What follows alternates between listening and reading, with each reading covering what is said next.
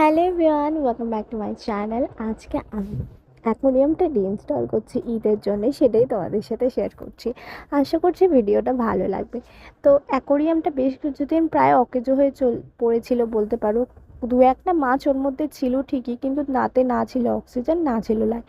দুটো জিনিসই খারাপ হয়ে গেছিলো, লাগাবো লাগাবো করে হয়ে উঠছিল না।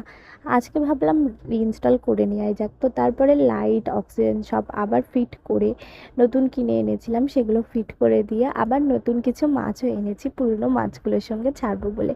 অ্যাকোরিয়ামটা লাইট লাগানোর পরে বেশ ভালো দেখতে লাগছে। আর আগেরবারে আমরা যে অক্সিজেন নিয়েছিলাম, ওই অক্সিজেনের জন্য আমাদের প্রচুর মাছ মারা যাচ্ছিলো। আর তারপরে অক্সিজেনটা হঠাৎ করে খারাপও হয়ে গেছিলো, কেন জানি না।